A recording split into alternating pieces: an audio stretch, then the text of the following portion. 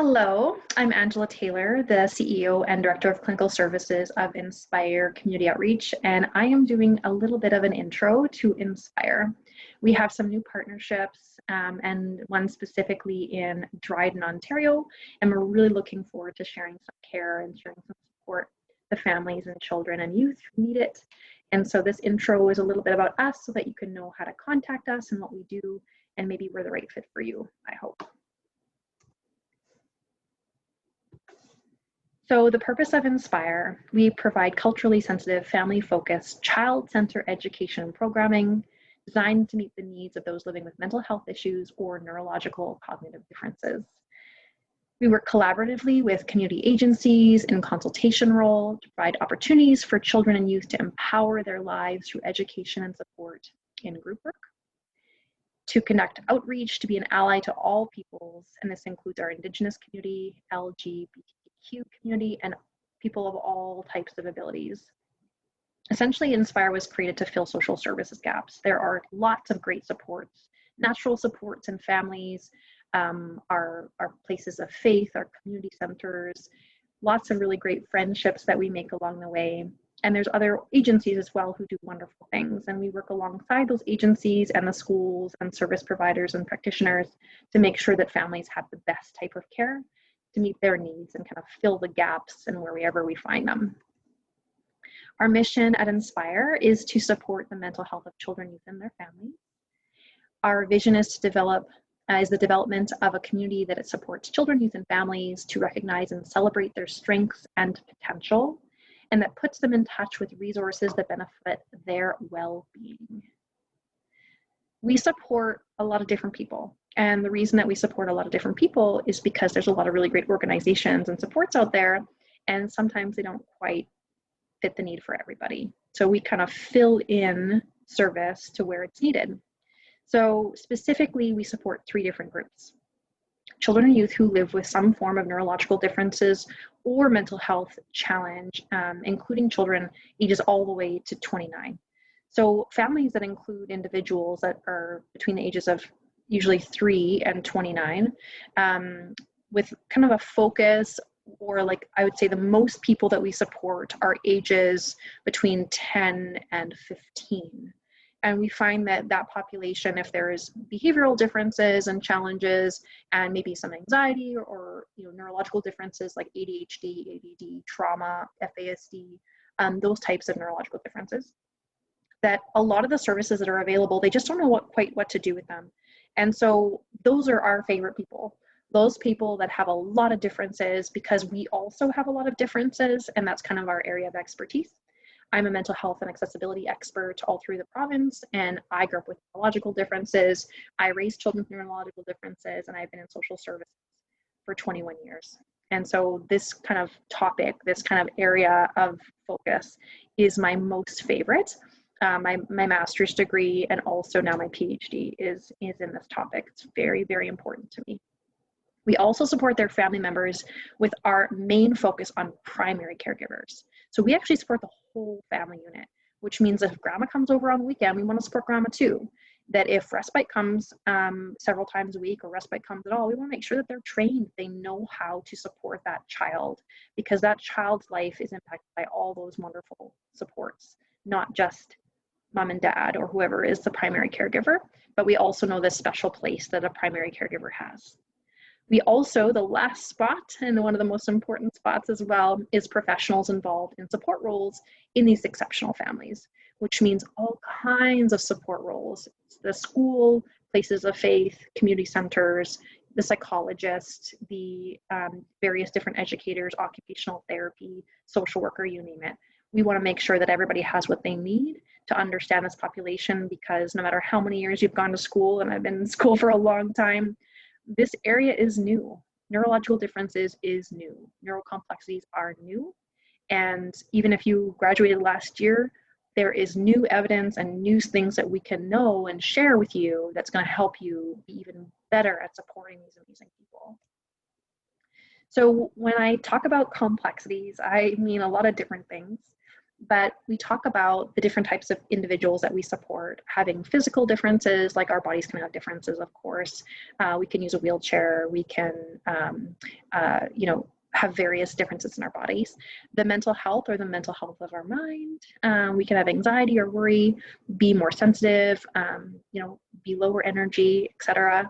Cognitive, take a longer time to learn some things.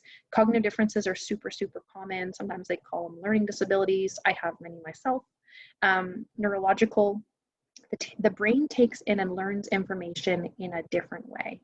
So when we talk about neurologically typical, it means kind of like the average. So a neurodiversity means that our brain is wired differently, and there's wonderful, amazing things about having our brains be wired differently. And it includes a lot of different things, but specifically ADHD, autism, trauma, and FASD, those types of things are the most common sorts of awesome humans that we work with. And complex means a variety of things, or usually it's mental health, cognitive, and neurological, and a couple of each sometimes. So the more complex a person is, the less services there are for them, and the less the service industry even knows what to do with those types of individuals, because if it's mental health and neurological differences, they're not two things. They kind of create their own uniqueness in how they mix together. The details of support, we offer lots of different things, but I will talk about some very specific things that are most requested, and we have actually a large clinical team that offers specific things.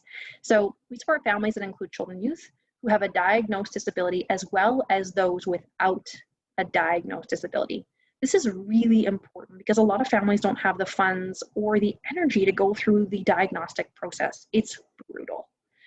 This includes children of all types of differences, like behavioral challenges. That's usually why we get called in, is the kid's having a hard time. They're yelling, screaming, hurting people, hurting themselves. And it's scary to those people who care about that child, and we want to know how to help them, so then we get called in. ADHD and ADD, super, super common. Anxiety, autism is also one of our specialties and one of our favorite things. So getting referred, you can actually self-refer for our services. We do not require a nurse practitioner or a doctor to refer a family, which again, it removes a lot of the barriers that families have to deal with. We want to make sure that whatever we're doing, we're making it as easy as possible to get care. Because by the time you're finally getting care, the average is usually between 3 and 16 years of looking. And by the time you find us, you're probably exhausted. So we want to make it super simple. We want to walk through it with you. We want to make sure that you can call us and we'll fill the paperwork with you. You can go online if you have internet access and fill it out in 5 minutes. It's made with families, for families, to be easy as possible. The cost is sliding scale, which is how most charities are done, but we also we make it no cost whenever possible. So if you're just wanting some resources, we just share those. That's not a problem. We have in our mind affordability, making sure that we're not turning people away. And if you can't afford the $25 to $120 subsidized fee per hour, then you let us know and we adjust. We know that sometimes on paper, it looks like we make lots of money, but the reality is that there's a lot of things that aren't tracked or they aren't included in our taxes. And we understand that because we also raise children with disabilities, and we know how hard it is that you have to buy all kinds of extra things that maybe a neurologically typical kiddo doesn't need. So the services that we provide, we have some stabilization supports. So it is an in-home stabilization unit. It's a team that I lead, and all different kinds of specialties, all different kinds of expertise. We have behavior specialization. We have folks that are specializing in attachment. I'm a behavior specialist, but I also specifically the mental health and accessibility or disability. That's one of my areas of expertise. We've got therapists and we've got social workers, all kinds of really amazing humans. And so specifically this unit was made for kind of those kids who don't fit into anywhere else. They are not stable, they're not doing well, the family is really struggling, and their needs are not currently being met through existing social services and mental health systems, supporting families to flourish in their homes and in their communities. with the safety measures that we have in place right now, we're doing by phone, we're doing by Zoom, and as soon as it is safe, we will be planning to come out to different communities over weekends and offer, intensive supports, assessments, and trainings as well for families who are requesting it.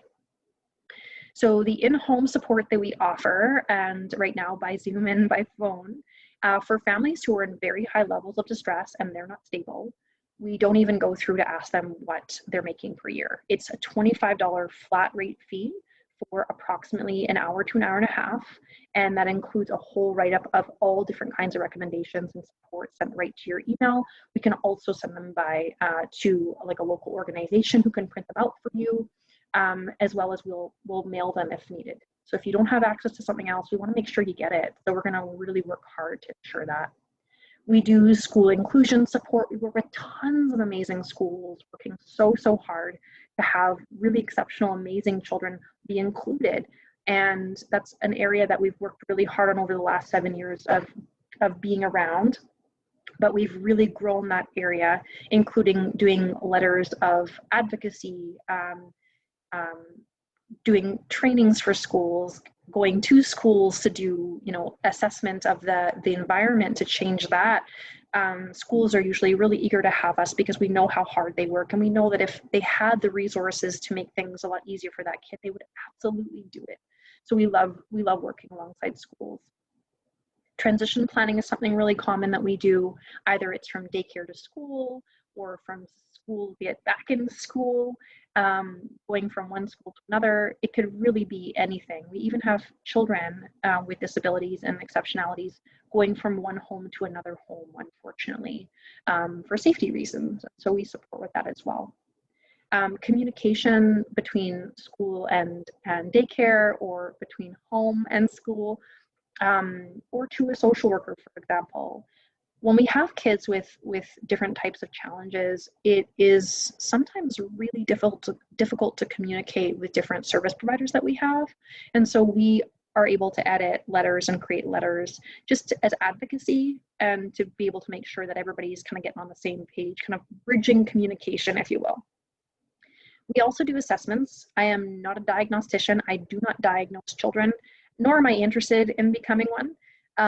But I do all kinds of assessments, including a very, very comprehensive qualitative and quantitative assessment that I created that is like if a learning report and a psychological assessment and a strength-based positive psychology assessment had a baby. That's what it is. And so we call that the Youth Wellness Report. It's 60 pages long or so, quite long, but it talks about how to adapt environment and how to create relationship with these kids and make sure that everybody's on the same page, doing the same stuff to make sure that child has the best outcome as possible. We also do safety plans, environmental recommendations, capacity reports, all kinds of stuff. But probably the thing that we do most is the Youth Wellness Report. And I think I've done 6 this week.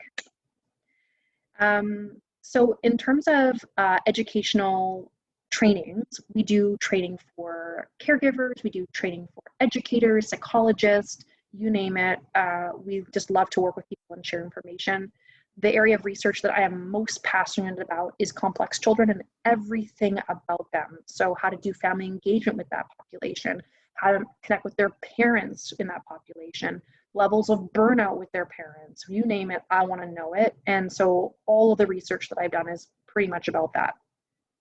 Some of the topics that we've been asked to create, including a Train the Trainer from McDonald Youth Services, is about complex kids and at-home training for caregivers. So right now it's online. We do big groups, and people can hear, like if you're caring and loving somebody who's really exceptional and having some hard times, maybe isn't even stable, has lots of behavior challenges. How do you stay calm? How do you connect with them? How do you structure your day to help them be their best? How do you be your best when you're tired? So all of those types of things, either for foster parents or bio parents or adoptive parents, we love them all. Supporting kids when it's hard. Specifically, that one is most helpful for teenagers because we know that those years are really tough. Starting at age 10, actually, we're looking at 10 to 15 is usually really bumpy for kiddos and their parents and their families too. So family engagement for complex families, that's specifically for service providers. So how do you engage families? How do you build relationship with these parents? How do you connect with these kids and understand what they're going through? Those are really important questions to answer. Increasing safety and engagement with complex kids, building relationships and understanding complex youth, exploring neurodiversity through a strength-based lens. Neurological difference get a real bad rap, but the truth is that there's amazing, amazing things about being wired different that people don't know yet, or they're just discovering now.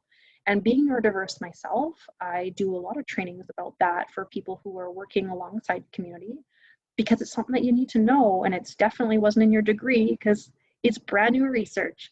So I'm really excited when we do different topics like that. We do lots of groups as well, and trainings and one-on-one stuff with youth and children with exceptionalities or complex needs or whatever kind of cool word you want to use. But with some of the topics that we've done is therapeutic leisure. We're actually in the process of publishing another book. So we have a few books that we've published, but this one's Get Your Art On, and it's an art for wellness facilitation guide. And it's specifically for doing therapeutic art, which is pretty cool. Also social skills, dating groups, all those types of things. This is one of the books that we've done. We've actually sold almost 2,000 copies of it, well, quite a few copies of this book. And it was developed a few years ago within 4 children celebrating differences. And so some of the art is done by children, and all the pieces, including editing, was all done by individuals with neurological differences, kind of talking about what it feels like.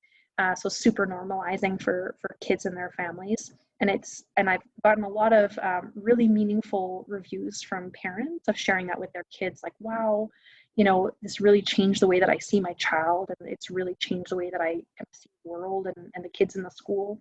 And that feels pretty good to know. And the kids that worked really hard on this book, love to hear that too. Some of the bigger collaborations that we do, we collaborate with all kinds of schools all over the province, and we've done trainings in Australia and all kinds of really cool things. But 2 really meaningful collaborations that we do psychological services for school, such as the private school Beaver Creek Academy. And so we do a lot of training for staff and a lot of really cool connections with the kids there. And professional consultation trainings, crisis management services from Adult Youth Services. They're an amazing ally to us, and we support them and they support us. So we've got lots of really wonderful people that we work with. Our team is always growing, but we have some really amazing people. Both myself and Lisa, we're the executive team, and clinical consultants. We currently have 7 diverse individuals that have clients and are available for new clients as well.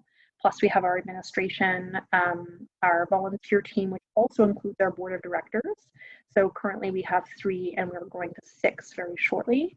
So we have a lot of energy, a lot of passion, a lot of care behind what the face of Inspire is. So that's a little bit about us and about what we do. You can check us out on our website, inspirecommunityoutreach.ca. You can email us at info@inspirecommunityoutreach.ca, and you can give us a call if you'd like, 204-996-1547. We look forward to touching base.